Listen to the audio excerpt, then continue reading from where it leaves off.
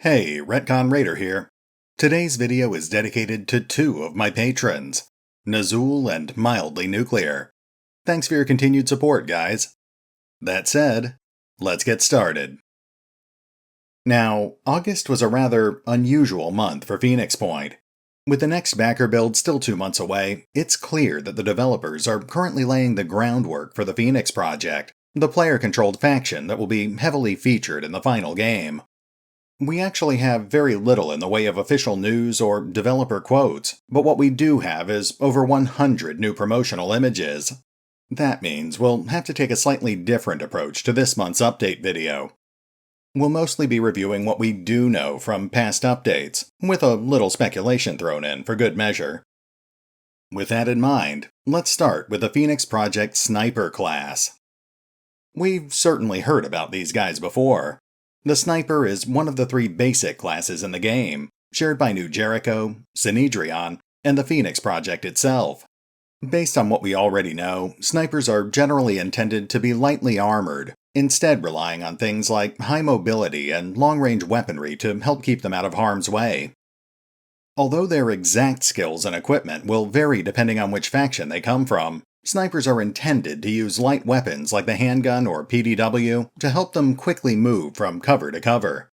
Then, once they've secured a good firing position, they can switch off to their much more powerful precision sniper rifle, allowing them to cripple or kill enemy targets from a much safer distance.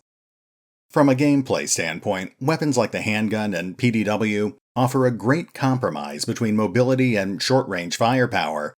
They inflict a relatively low amount of damage per shot, but they can be fired very quickly, with each shot or burst only costing 25% of the soldier's total action points.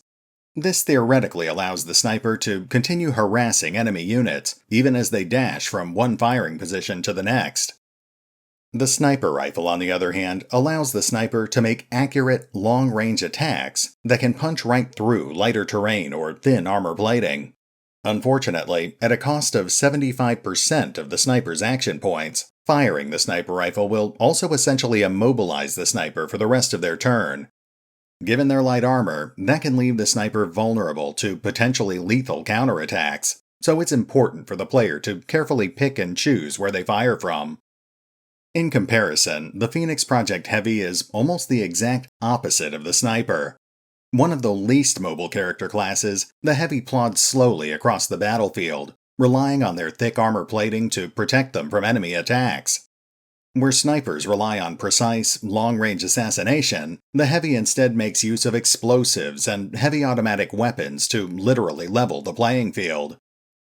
Again, the exact skill and equipment loadout will vary depending on what faction a Heavy comes from, but the default loadout for the Phoenix Project Heavy is the heavy cannon and rotary grenade launcher. We know very little about these weapons at the moment, but we do know that they're intended to be roughly equivalent to the machine guns and shoulder-mounted missile launchers used by New Jericho. With that in mind, it may be safe to assume that the rotary grenade launcher will grant a medium-ranged explosive attack with an arcing trajectory that allows it to fire over walls and other obstacles. Similarly, based on the concept art, we can probably assume that the heavy cannon will fire a single powerful attack, capable of punching through multiple targets along its line of fire. It might even be safe to assume that these weapons will have the same AP costs as their New Jericho counterparts, at 35% for the rotary grenade launcher and 75% for the heavy cannon. Then we have the Assault character class, the third and final of the game's 3 basic classes. Assault soldiers are intended to be much more versatile than the other 2 basic classes, providing a balance of mobility, medium armor, and medium-ranged weaponry. Their default loadout appears intentionally designed to bridge the gap between the 2 extremes offered by the sniper and heavy. The assault rifle, for example, is a reasonably accurate, medium-ranged burst weapon that inflicts heavier damage than the PDW, but less damage than the light machine gun, all at a reasonable cost of just 50% of the soldier's total action points. This allows an assault soldier to fire and move and fire, or even remain stationary so they can fire off 2 bursts in a single turn. Likewise, the hand grenade offers even more versatility, presenting a much lighter but also much more limited alternative to the rotary grenade launcher or shoulder-mounted missile launcher. Like the assault rifle, these single-use weapons have a 50% AP cost to use, allowing the wielder to quickly destroy armor or level terrain while still retaining enough action points to reasonably perform another action. Of course, it's also important to remember that assault troopers aren't limited to just using assault rifles and hand grenades. Like most of the other character classes, they can actually mix and match their equipment to suit the player's preferred playstyle. The PDW, for example, might offer a lighter alternative for players who prefer mobility over firepower, while the shotgun or stun rod might provide a better alternative for players who prefer to get up close and personal. While we don't know much about the shotgun just yet, it's probably safe to assume that it's expressly designed with the assault class in mind. We already know that the assault has at least one skill designed for hit-and-run tactics, and we're likely to see more as the game comes closer to release. If we further assume that the shotgun has the same 50% action point cost as the assault rifle, then this would theoretically allow a soldier to quickly move in, fire off a powerful attack at point-blank range, and then use their special skill to retreat back to safety in a single turn. Likewise, an assault trooper's skills and mobility would make them an ideal fit for a weapon like the stun rod. Not only will stunning opponents present a valuable tactical advantage on the battlefield, but the player will also be able to use these sorts of weapons to capture living opponents, for use in interrogation or various research projects. Perhaps one of the oddest entries in the Phoenix Project's armory are the Chitin armor and the alien living weaponry, both of which are currently planned for Backer Build 3. We've actually seen concepts for all of these items as far back as the original crowdfunding campaign from last year, but this is the first time we're seeing fully textured models for most of these items. The updated models for the living alien weapons are particularly fascinating, especially since they tell us what category each of these weapons falls into. For example, the acid assault rifle will likely fire medium-ranged bursts at a 50% AP cost per burst, and the acid-based munitions will likely inflict extra damage on enemy armor. Similarly, we can probably assume that the poison machine gun will lay down much heavier short to medium-range burst fire at a 75% AP cost per burst. Given the name, we can probably also assume that it will inflict some sort of debuff or damage over time effect on living targets. The most mysterious of these living alien weapons is the Mist Spreader, which is likely the living alien equivalent of a more conventional flamethrower. Of course, we haven't actually seen usable flamethrowers yet either, but based on the name and visual appearance, we can probably assume that the Mist Spreader will cover an area with a cloud of digestive mist that either weakens armor or causes damage over time. Aside from classes and equipment, the developers have also teased us with our first glimpse at an updated design for a Phoenix Project base, perhaps even the titular Phoenix Point itself. Community manager Kevin Hill shared this rough concept art on the official Discord channel on August 7th, during an impromptu livestream being run by Lars Corneliussen. During his 3-hour stream, Lars steadily converted the 2-dimensional concept art into a full 3-dimensional model, with highlights including not only the base itself, but also a new dropship design, as well as a stationary turret. Of course, he did stress that this is all just exploratory concept art, so none of this is guaranteed to actually appear in the final game. Still, it does give us a good general idea of where the design team might be headed. Lars is actually a relatively recent addition to the Phoenix Point development team, as described in the official update from September 7th. Specializing in environmental concept art, he's currently focused on interior props and area designs for both New Jericho Havens and Phoenix Project bases. You can actually see some of what he's working on, including additional concept art for independent havens and alien bases, over on Lars' personal ArtStation account. I'll include a link in the comments below. Now, aside from the Phoenix Project, the developers have also teased us with concept art for some of the game's other factions. For example, Kevin Hill shared this concept render of a Disciple of Anu cultist on September 8th.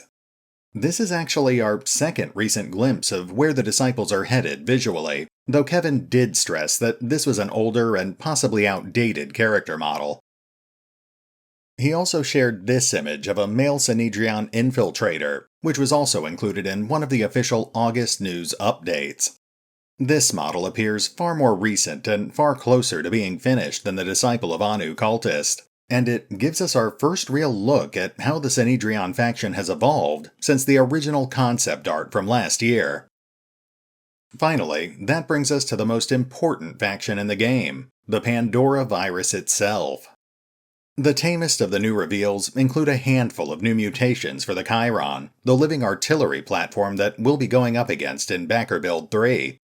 According to the notations on the development roadmap, these Kairons are equipped with the Mortar mutation, the Armored Heavy Legs mutation, and the Bulbous Stomping Legs mutation.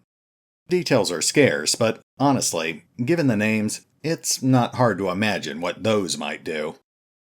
A bit more intriguing are the recently renamed Mind Fraggers, a special variant of the mutant larva which the developers previously referred to as the Facehugger, for obvious reasons. Based on the new concept art, it's obvious that these bulbous, spider-like creatures are expressly designed to latch on to human targets. But the real question is, why? As usual, we don't know exactly what the developers have planned, but we can certainly make some educated guesses. The most obvious assumption is that these things might be able to control their victims, like oversized meat puppets. But given the nature of the Pandora virus, there are some much more disturbing possibilities. One of those possibilities is that these things might be capable of implanting their victims with some sort of mutated parasite. This is actually something that appeared in some of the earliest concept art, which depicted mutated human soldiers known as the Infested. It's also a concept that was briefly explored in one of the official stories by Alan Stroud, Soul Stealing, in which the narrator was implanted with a parasite that began consuming his flesh and reshaping his body. Then again, if we're taking the fiction into account, then we also know that the Pandora virus is capable of reading minds and stealing memories. Perhaps the Mind Fragger can essentially strip mine the memories of their victims, providing the Pandora virus with valuable intel about what the human factions have been up to. It's also possible that these face-eating monstrosities might be capable of inflicting long-term mental trauma on any soldier unlucky enough to survive being mind-fragged. Of course, I could just be overthinking things. It's entirely possible that these Mind Fraggers are just intended to be the Phoenix Point equivalent of the classic chrysalid. There do actually appear to be some visual similarities.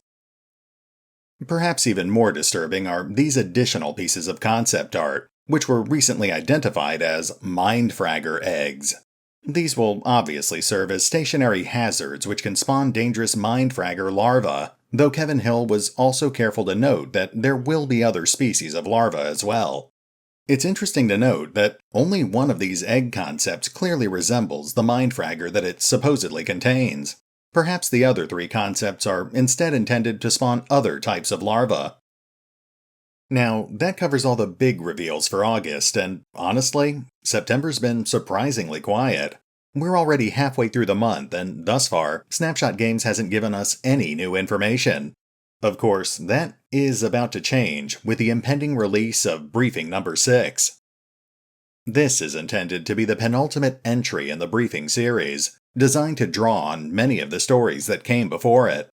While it certainly won't answer all of our questions, it will provide us with more information about the Phoenix Project and about the setting in general, while also helping the writers set up for whatever they have planned next.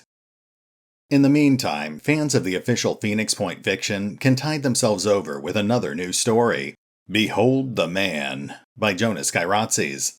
This standalone story was posted on the official website on August 24th, and focuses on Tobias West, the mysterious founder of the new Jericho faction.